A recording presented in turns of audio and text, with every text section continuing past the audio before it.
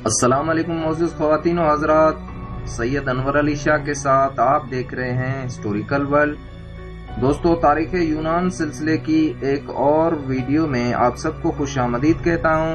آج کی اس ویڈیو میں ہم یونان کے خیالی دیوتاؤں کی 3 مخصوص پیڑھیوں کا ذکر کریں گے، جن میں ابتدائی دیوتا، تیتانی دیوتا اور اولمپوی دیوتا شامل ہیں۔ لیکن دوستو، ویڈیو کی طرف جانے سے پہلے آپ سب سے درخواست ہے کہ جن دوستوں نے ہمارے چینل کو سبسکرائب نہیں کیا وہ چینل کو سبسکرائب کرنے کے ساتھ بیل کے بٹن کو بھی دبا دیں تاکہ آپ کو ہماری ویڈیوز تسلسل کے ساتھ ملتی رہیں۔ محترم دوستو، یونانی اساطیر میں یونان کے تہماتی دیوتاؤں کی 3 پیڑھیاں ہیں، جن میں سب سے پہلے ابتدائی دیوتاؤں کا ذکر آتا ہے۔ اساطیر ابتدائے کائنات قدیم یونانی مصنفین کی ایک خام کوشش تھی جس میں انہوں نے کائنات کی ابتدا کو آسان انسانی لفظوں میں سمجھانے کی کوشش کی۔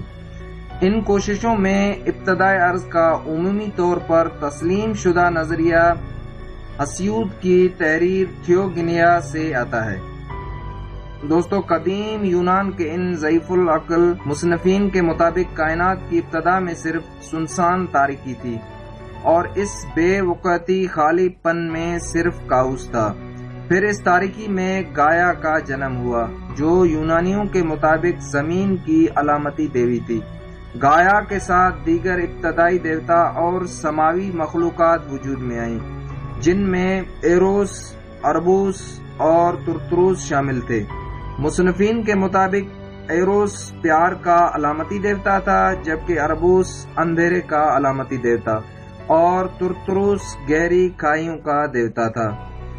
پھر گایا نے ایروس اور اربوس کے ساتھ مل کر ایک اور دیوتا جس کا نام یورینس تھا کو تخلیق کیا، جو مصنفین کی خام خیالی کے مطابق آسمانوں کا حاکم دیوتا تھا۔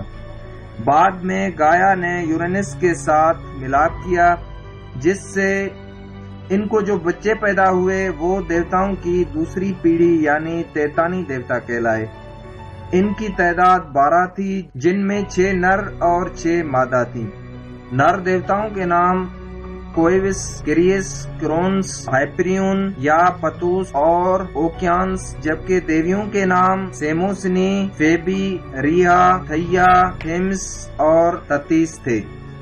دوستو، کرونس کی پیدائش کے بعد گایا اور یورینس نے یہ عہد کیا کہ اس کے بعد کوئی بچہ پیدا نہیں کریں گے، لیکن اس کے باوجود انہیں بچے پیدا ہوئے جو اتنے بدصورت تھے کہ یورینس انہیں واپس گایا کے پیٹ میں دھکیلنے لگا، لیکن اپنی اس کوشش میں وہ ناکام رہا۔ پھر بعد میں اس نے ان بچوں کو ترتروس کی گہری کھائی میں پھینک دیا، جہاں وہ ابد کی قید میں زندگی بسر کرنے لگے۔ گایا اور یورینس کے ان بچوں میں ایک یک چشم سائیکلاپس اور دوسرا 100 بازو ہکاتو نکائر تھا۔ اپنی ماں پر اس قدر ظلم ہوتا دیکھ کر کرونس طیش میں آ گیا اور اپنی ماں کے ہی کہنے پر اپنے باپ کے خلاف کھڑا ہو گیا اور ایک خوفناک لڑائی کے بعد اپنے باپ کو شکست دی اور یوں آسمانی تخت پر قبضہ بھی کر لیا۔ یورینس نے مرنے سے پہلے کرونس کو بددعا دی کہ اس کی اپنی اولاد میں سے ایک اس کو بھسم کر دے گا۔ دوستو، تخت پر قبضہ کرنے کے بعد کرونس نے اپنی بہن ریا سے شادی کر لی، لیکن اپنے باپ کی اس پیشگوئی کو مد نظر رکھتے ہوئے وہ اپنے ہر نومولود بچے کو کھاتا رہا کہ اس کا کوئی بچہ بڑا ہو کر اس کا دشمن نہ بن جائے۔ کرونس اور ریا کے ان بچوں کو اولمپوی دیوتا کہتے ہیں۔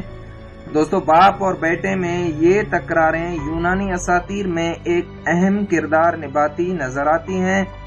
جہاں کرونس اپنے باپ کو ہٹا کر آسمانی تخت پر قابض ہو گیا تھا، وہیں اس کا بیٹا زیوس اسے ہٹا کر آسمانی ریاست پر تخت نشین ہوا۔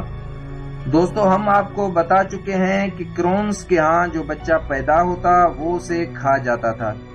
اس کے ریا سے 6 بچے تھے، جن میں 3 نر پوسائڈن، ہیڈس اور زیوس، اور 3 مادہ ہیسٹیا، ڈیمیٹر اور ہیرا شامل ہیں۔ زیوس کی پیدائش کے وقت ریہ نے اپنے اس بیٹے کو ایک غار میں چھپا دیا اور کرونس کو کپڑے میں لپٹا پتھر کھلا دیا۔ اس طرح زیوس اس غار میں پلا بڑھا۔ جب وہ بڑا ہوا تو اس نے اپنے باپ کرونس سے اپنے بہن بھائیوں کا بدلہ لیا اور اسے عقیق دوا پلا دی، جس سے کرونس الٹیاں کرنے لگا، جس سے اس کی قے میں سارے بچے جو اس نے کھائے تھے باہر آ نکلے۔ پھر ان 5 بہن بھائیوں نے زیوس کے ساتھ مل کر اپنے باپ سے بدلہ لیا اور باقی تیتانی دیوتاؤں کے خلاف بھی جنگ چھیڑ دی۔